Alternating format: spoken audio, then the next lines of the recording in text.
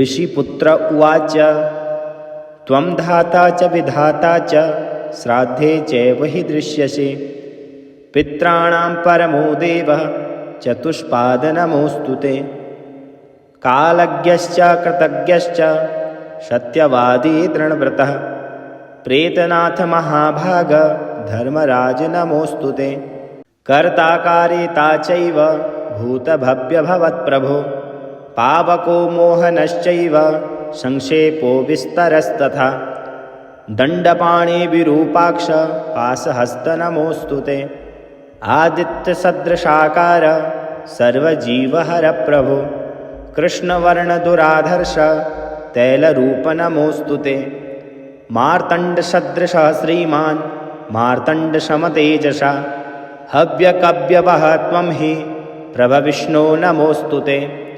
पापहन्तावृत्तिश्राद्धि नित्ययुक्तो महातपाः एकदृग्बहुदृग्भूत्वा कालः मृत्यो नमोऽस्तु ते क्वचिद्दण्डी क्वचिन्मुण्डी क्वचित् कालो दुराशदः क्वचित् बालः क्वचित् वृद्धः क्वचित् रौद्र नमोऽस्तु ते त्वया विराजितो लोकः शाश्वतां धर्महेतुना प्रत्यक्षं दृश्यते देव त्वद्विना न च सिद्ध्यति देवानां परमं दैवं तपसां परमं तपः जपानां परमं जप्यं तत्त्वः चान्यो न दृश्यते ऋषयो वा तथा क्रुद्धा हतबन्धुः सुहृज्जनाः पतिव्रतास्तु या नार्यो दुःखिताः तपसि स्थिता नत्वा शक्ता इह स्थानात् पातनाय कदाचन तस्मात् त्वं सर्वदेवेषु एको धर्मभृतां वरः कृतज्ञः सत्यवादी च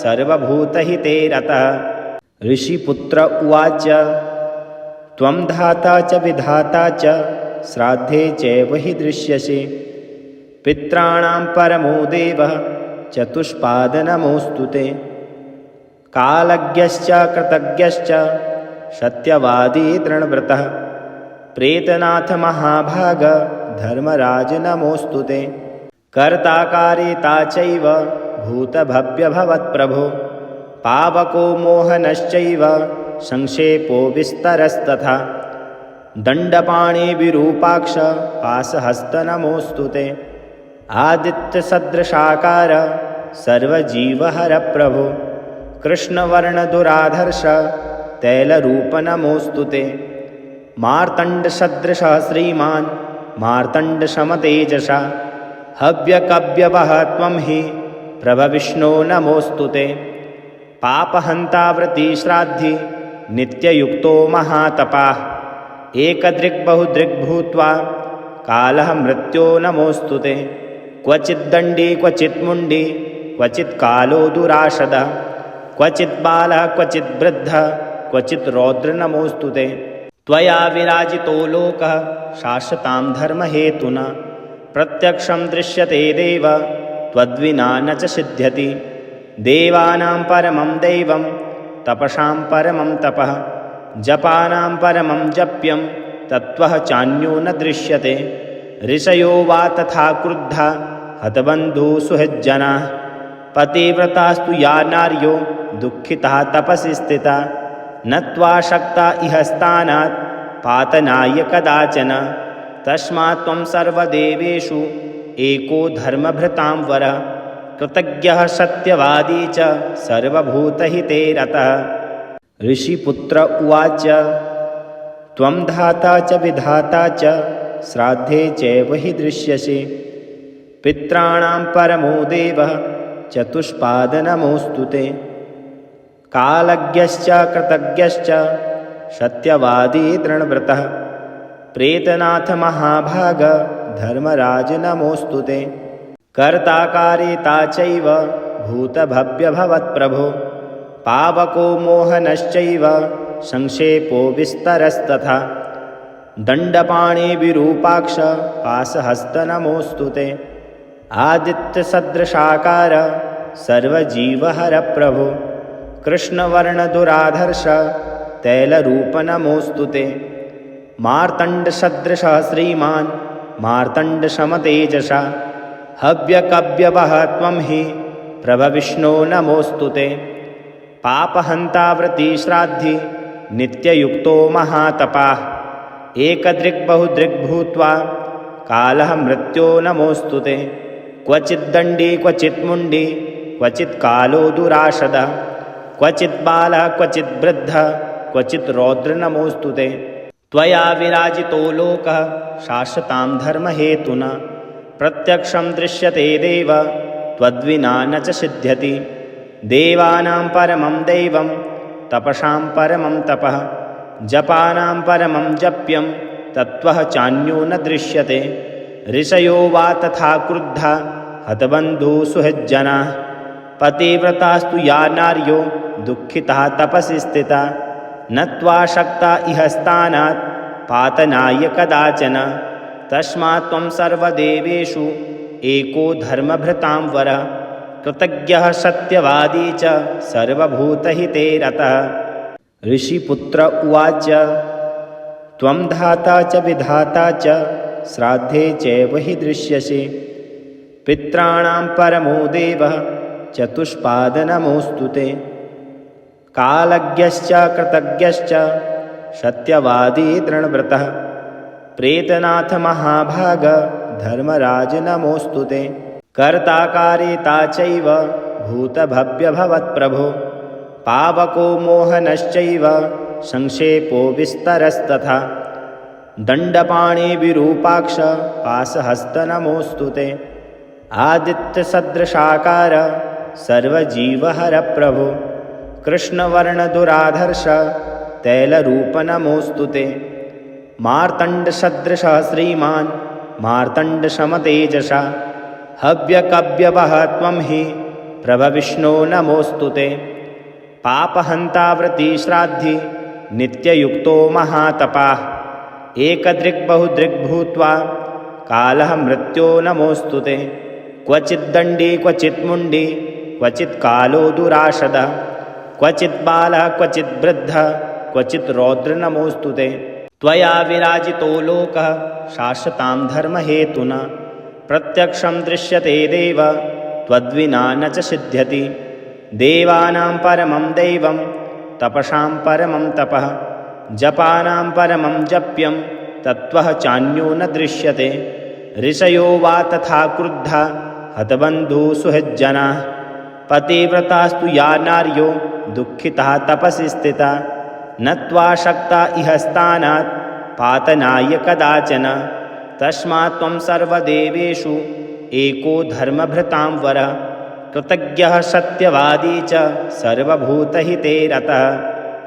ऋषिपुत्र उवाच त्वं धाता च विधाता च श्राद्धे चैव हि दृश्यसे पित्राणां परमो देवः चतुष्पादनमोऽस्तु ते कालज्ञश्च कृतज्ञश्च सत्यवादी दृढव्रतः प्रेतनाथ महाभाग धर्मराज नमोऽस्तु ते कर्ता कारिता चैव भूतभव्यभवत्प्रभो पावको मोहनश्चैव संक्षेपो विस्तरस्तथा दण्डपाणिविरूपाक्ष पाशहस्त नमोऽस्तु ते आदित्यसदृशाकार सर्वजीवहर प्रभो कृष्णवर्णदुराधर्ष तैलरूप नमोऽस्तु ते मार्तण्डसदृशः श्रीमान् मार्तण्डसमतेजसा हव्यकव्यवः त्वं हि प्रभविष्णो नमोऽस्तु ते पापहन्ता व्रतिश्राद्धि नित्ययुक्तो महातपाः एकदृग्बहुदृग्भूत्वा कालः मृत्यो नमोऽस्तु ते क्वचिद्दण्डी क्वचिन्मुण्डी क्वचित् कालो दुराशदः क्वचित् बालः क्वचित् वृद्धः क्वचित् रौद्र नमोऽस्तु ते त्वया विराजितो लोकः शाश्वतां धर्महेतुना प्रत्यक्षं दृश्यते देव त्वद्विना न च सिद्ध्यति देवानां परमं दैवं तपसां परमं तपः जपानां परमं जप्यं तत्त्वः चान्यो न दृश्यते ऋषयो वा तथा क्रुद्धा हतबन्धुः सुहृज्जनाः पतिव्रतास्तु या नार्यो दुःखिताः तपसि स्थिता नत्वा शक्ता इह स्थानात् पातनाय कदाचन तस्मात् त्वं सर्वदेवेषु एको धर्मभृतां वरः कृतज्ञः सत्यवादी च सर्वभूतहिते रतः इति यं स्तोत्रं सम्पूर्णम्। ऋषिपुत्र उवाच त्वं धाता च विधाता च श्राद्धे चैव हि दृश्यसे पित्राणां परमो देवः चतुष्पादनमोऽस्तु ते। कालज्ञश्च कृतज्ञश्च सत्यवादी दृढव्रतः प्रेतनाथ महाभाग धर्मराज नमोऽस्तु ते। कर्ता कारिता चैव भूतभव्यभवत्प्रभो पावको मोहनश्चैव संक्षेपो विस्तरस्तथा दण्डपाणि विरूपाक्ष पाशहस्त नमोऽस्तु ते। आदित्यसदृशाकार सर्वजीवहर प्रभो कृष्णवर्णदुराधर्ष तैलरूप नमोऽस्तु ते। मार्तण्डसदृशः श्रीमान् मार्तण्डसमतेजसा हव्यकव्यवः त्वं हि प्रभविष्णो नमोऽस्तु ते। पापहन्तावृत्तिश्राद्धि नित्ययुक्तो महातपाः एकदृग्बहुदृग्भूत्वा कालः मृत्यो नमोऽस्तु ते। क्वचिद्दण्डी क्वचिन्मुण्डी क्वचित्कालो दुराशदः क्वचिद्बालः क्वचिद्वृद्धः क्वचित् रौद्र नमोऽस्तु ते। त्वया विराजितो लोकः शाश्वतां धर्महेतुना प्रत्यक्षं दृश्यते देव त्वद्विना न च सिद्ध्यति। देवानां परमं दैवं तपसां परमं तपः जपानां परमं जप्यं तत्त्वः चान्यो न दृश्यते। ऋषयो वा तथा क्रुद्धा हतबन्धुः सुहृज्जनाः पतिव्रतास्तु या नार्यो दुःखिताः तपसि स्थिताः नत्वा शक्ता इह स्थानात् पातनाय कदाचन। तस्मात् त्वं सर्वदेवेषु एको धर्मभृतां वरः कृतज्ञः सत्यवादी च सर्वभूतहिते रतः। ऋषिपुत्र उवाच त्वं धाता च विधाता च श्राद्धे चैव हि दृश्यसे पित्राणां परमो देवः चतुष्पादनमोऽस्तु ते। कालज्ञश्च कृतज्ञश्च सत्यवादी दृढव्रतः प्रेतनाथ महाभाग धर्मराज नमोऽस्तु ते। कर्ता कारिता चैव भूतभव्यभवत्प्रभो पावको मोहनश्चैव संक्षेपो विस्तरस्तथा दण्डपाणि विरूपाक्ष पाशहस्त नमोऽस्तु ते। आदित्यसदृशाकार सर्वजीवहर प्रभो कृष्णवर्णदुराधर्ष तैलरूप नमोऽस्तु ते। मार्तण्डसदृशः श्रीमान् मार्तण्डसमतेजसा हव्यकव्यवः त्वं हि प्रभविष्णो नमोऽस्तु ते। पापहन्तावृत्तिश्राद्धि नित्ययुक्तो महातपाः एकदृग्बहुदृग्भूत्वा कालः मृत्यो नमोऽस्तु ते। क्वचिद्दण्डी क्वचिन्मुण्डी क्वचित्कालो दुराशदः क्वचिद्बालः क्वचिद्वृद्धः क्वचित् रौद्र नमोऽस्तु ते। त्वया विराजितो लोकः शाश्वतां धर्महेतुना प्रत्यक्षं दृश्यते देव त्वद्विना न च सिद्ध्यति। देवानां परमं दैवं तपसां परमं तपः जपानां परमं जप्यं तत्त्वः चान्यो न दृश्यते। ऋषयो वा तथा क्रुद्धा हतबन्धुः सुहृज्जनाः पतिव्रतास्तु या नार्यो दुःखिताः तपसि स्थिताः नत्वा शक्ता इह स्थानात् पातनाय कदाचन। तस्मात् त्वं सर्वदेवेषु एको धर्मभृतां वरः कृतज्ञः सत्यवादी च सर्वभूतहिते रतः। ऋषिपुत्र उवाच त्वं धाता च विधाता च श्राद्धे चैव हि दृश्यसे पित्राणां परमो देवः चतुष्पादनमोऽस्तु ते। कालज्ञश्च कृतज्ञश्च सत्यवादी दृढव्रतः प्रेतनाथ महाभाग धर्मराज नमोऽस्तु ते। कर्ता कारिता चैव भूतभव्यभवत्प्रभो पावको मोहनश्चैव संक्षेपो विस्तरस्तथा दण्डपाणि विरूपाक्ष पाशहस्त नमोऽस्तु ते। आदित्यसदृशाकार सर्वजीवहर प्रभो कृष्णवर्णदुराधर्ष तैलरूप नमोऽस्तु ते। मार्तण्डसदृशः श्रीमान् मार्तण्डसमतेजसा हव्यकव्यवः त्वं हि प्रभविष्णो नमोऽस्तु ते। पापहन्ता व्रतिश्राद्धि नित्ययुक्तो महातपाः एकदृग्बहुदृग्भूत्वा कालः मृत्यो नमोऽस्तु ते। क्वचिद्दण्डी क्वचिन्मुण्डी क्वचित् कालो दुराशदः क्वचित् बालः क्वचित् वृद्धः क्वचित् रौद्र नमोऽस्तु ते। त्वया विराजितो लोकः शाश्वतां धर्महेतुना प्रत्यक्षं दृश्यते देव त्वद्विना न च सिद्ध्यति। देवानां परमं दैवं तपसां परमं तपः जपानां परमं जप्यं तत्त्वः चान्यो न दृश्यते।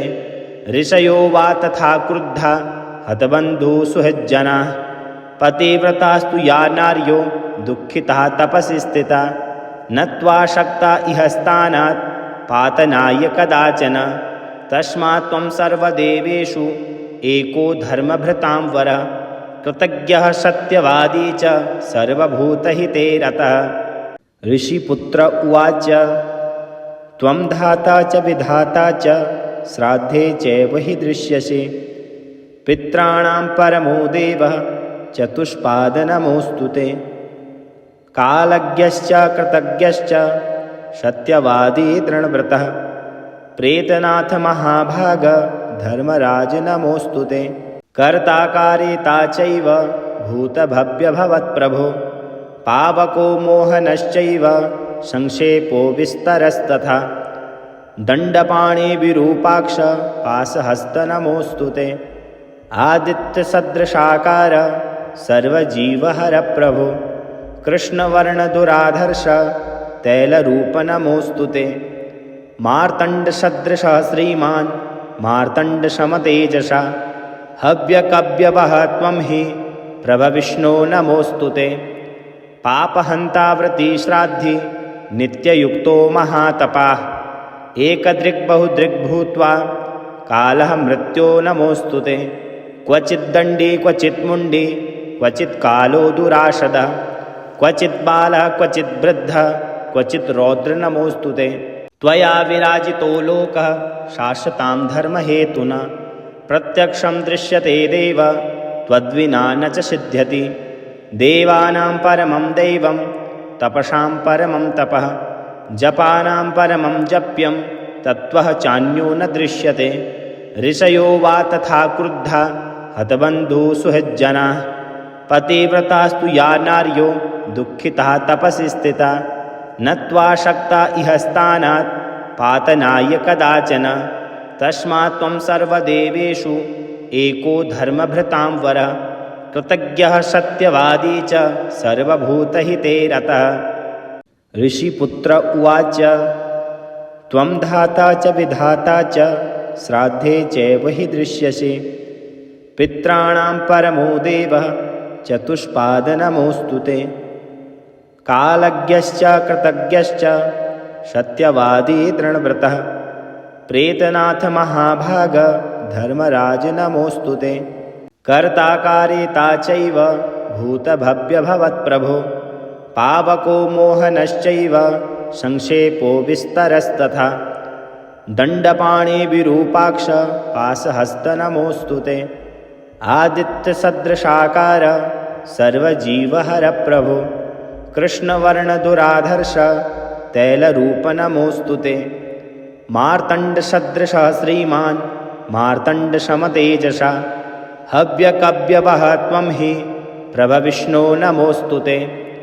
पापहन्ता व्रतिश्राद्धि नित्ययुक्तो महातपाः एकदृग्बहुदृग्भूत्वा कालः मृत्यो नमोऽस्तु ते। क्वचिद्दण्डी क्वचिन्मुण्डी क्वचित् कालो दुराशदः क्वचित् बालः क्वचित् वृद्धः क्वचित् रौद्र नमोऽस्तु ते। त्वया विराजितो लोकः शाश्वतां धर्महेतुना प्रत्यक्षं दृश्यते देव त्वद्विना न च सिद्ध्यति। देवानां परमं दैवं तपसां परमं तपः जपानां परमं जप्यं तत्त्वः चान्यो न दृश्यते। ऋषयो वा तथा क्रुद्धा हतबन्धुः सुहृज्जनाः पतिव्रतास्तु या नार्यो दुःखिताः तपसि स्थिताः नत्वा शक्ता इह स्थानात् पातनाय कदाचन।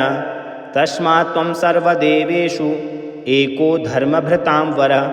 कृतज्ञः सत्यवादी च सर्वभूतहिते रतः। इति यं स्तोत्रं सम्पूर्णम्।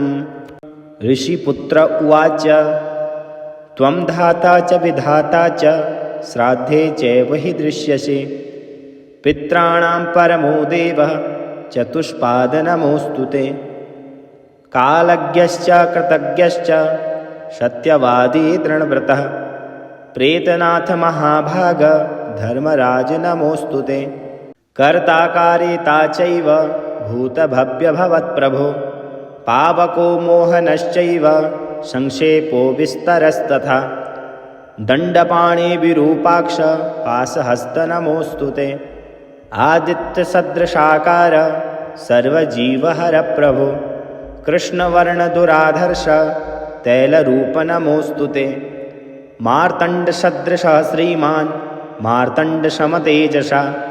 हव्यकव्यवः त्वं हि प्रभविष्णो नमोऽस्तु ते। पापहन्ता वृत्तिश्राद्धि नित्ययुक्तो महातपाः। एकदृग्बहुदृग्भूत्वा कालः मृत्यो नमोऽस्तु ते। क्वचिद्दण्डी क्वचिन्मुण्डी क्वचित् कालो दुराशदः। क्वचित् बालः क्वचित् वृद्धः क्वचित् रौद्र नमोऽस्तु ते। त्वया विराजितो लोकः शाश्वतां धर्महेतुना। प्रत्यक्षं दृश्यते देव त्वद्विना न च सिद्ध्यति। देवानां परमं दैवं तपसां परमं तपः। जपानां परमं जप्यं तत्त्वः चान्यो न दृश्यते। ऋषयो वा तथा क्रुद्धा हतबन्धुः सुहृज्जनाः। पतिव्रतास्तु या नार्यो दुःखिताः तपसि स्थिताः। नत्वा शक्ता इह स्थानात् पातनाय कदाचन। तस्मात् त्वं सर्वदेवेषु एको धर्मभृतां वर। कृतज्ञः सत्यवादी च सर्वभूतहिते रतः। ऋषिपुत्र उवाच त्वं धाता च विधाता च श्राद्धे चैव हि दृश्यसे। पित्राणां परमो देवः चतुष्पादनमोऽस्तु ते। कालज्ञश्च कृतज्ञश्च सत्यवादी दृढव्रतः। प्रेतनाथ महाभाग धर्मराज नमोऽस्तु ते। कर्ता कारिता चैव भूतभव्यभवत्प्रभो। पावको मोहनश्चैव संक्षेपो विस्तरस्तथा। दण्डपाणि विरूपाक्ष पाशहस्त नमोऽस्तु ते। आदित्यसदृशाकार सर्वजीवहर प्रभो। कृष्णवर्णदुराधर्ष तैलरूप नमोऽस्तु ते। मार्तण्डसदृशः श्रीमान् मार्तण्डसमतेजसा। हव्यकव्यवः त्वं हि प्रभविष्णो नमोऽस्तु ते। पापहन्ता वृत्तिश्राद्धि नित्ययुक्तो महातपाः। एकदृग्बहुदृग्भूत्वा कालः मृत्यो नमोऽस्तु ते। क्वचिद्दण्डी क्वचिन्मुण्डी क्वचित् कालो दुराशदः। क्वचित् बालः क्वचित् वृद्धः क्वचित् रौद्र नमोऽस्तु ते। त्वया विराजितो लोकः शाश्वतां धर्महेतुना। प्रत्यक्षं दृश्यते देव त्वद्विना न च सिद्ध्यति। देवानां परमं दैवं तपसां परमं तपः। जपानां परमं जप्यं तत्त्वः चान्यो न दृश्यते। ऋषयो वा तथा क्रुद्धा हतबन्धुः सुहृज्जनाः। पतिव्रतास्तु या नार्यो दुःखिताः तपसि स्थिताः। नत्वा शक्ता इह स्थानात् पातनाय कदाचन। तस्मात् त्वं सर्वदेवेषु एको धर्मभृतां वर। कृतज्ञः सत्यवादी च सर्वभूतहिते रतः। ऋषिपुत्र उवाच त्वं धाता च विधाता च श्राद्धे चैव हि दृश्यसे। पित्राणां परमो देवः चतुष्पादनमोऽस्तु ते। कालज्ञश्च कृतज्ञश्च सत्यवादी दृढव्रतः। प्रेतनाथ महाभाग धर्मराज नमोऽस्तु ते। कर्ता कारिता चैव भूतभव्यभवत्प्रभो। पावको मोहनश्चैव संक्षेपो विस्तरस्तथा। दण्डपाणि विरूपाक्ष पाशहस्त नमोऽस्तु ते। आदित्यसदृशाकार सर्वजीवहर प्रभो। कृष्णवर्णदुराधर्ष तैलरूप नमोऽस्तु ते। मार्तण्डसदृशः श्रीमान् मार्तण्डसमतेजसा हव्यकव्यवः त्वं हि प्रभविष्णो नमोऽस्तु ते। पापहन्ता व्रतिश्राद्धि नित्ययुक्तो महातपाः एकदृग्बहुदृग्भूत्वा कालः मृत्यो नमोऽस्तु ते। क्वचिद्दण्डी क्वचिन्मुण्डी क्वचित् कालो दुराशदः क्वचित् बालः क्वचित् वृद्धः क्वचित् रौद्र नमोऽस्तु ते। त्वया विराजितो लोकः शाश्वतां धर्महेतुना प्रत्यक्षं दृश्यते देव त्वद्विना न च सिद्ध्यति। देवानां परमं दैवं तपसां परमं तपः जपानां परमं जप्यं तत्त्वः चान्यो न दृश्यते। ऋषयो वा तथा क्रुद्धा हतबन्धुः सुहृज्जनाः पतिव्रतास्तु या नार्यो दुःखिताः तपसि स्थिताः नत्वा शक्ता इह स्थानात् पातनाय कदाचन। तस्मात् त्वं सर्वदेवेषु एको धर्मभृतां वरः कृतज्ञः सत्यवादी च सर्वभूतहिते रतः। ऋषिपुत्र उवाच त्वं धाता च विधाता च श्राद्धे चैव हि दृश्यसे। पित्राणां परमो देवः चतुष्पाद नमोऽस्तु ते। कालज्ञश्च कृतज्ञश्च सत्यवादी दृढव्रतः प्रेतनाथ महाभाग धर्मराज नमोऽस्तु ते। कर्ता कारिता चैव भूतभव्यभवत्प्रभो पावको मोहनश्चैव संक्षेपो विस्तरस्तथा दण्डपाणिविरूपाक्ष पाशहस्त नमोऽस्तु ते।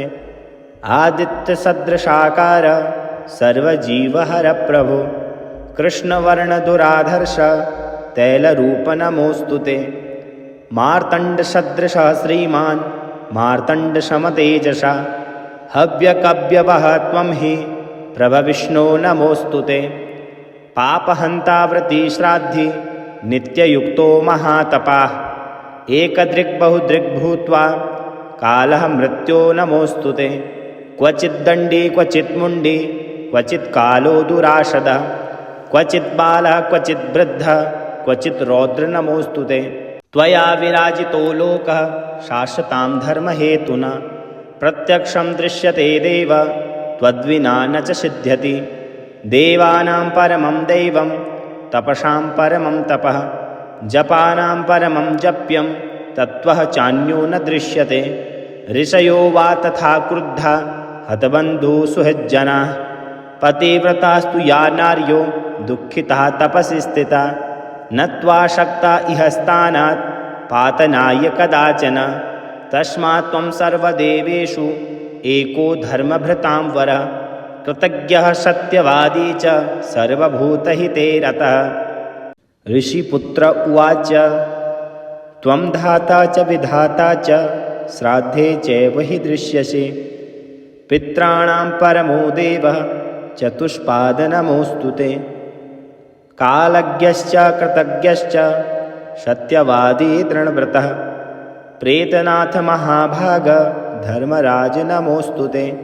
कर्ता कारिता चैव भूतभव्यभवत्प्रभो पावको मोहनश्चैव संक्षेपो विस्तरस्तथा दण्डपाणिविरूपाक्ष पाशहस्त नमोऽस्तु ते। आदित्यसदृशाकार सर्वजीवहर प्रभो कृष्णवर्णदुराधर्ष तैलरूप नमोऽस्तु ते।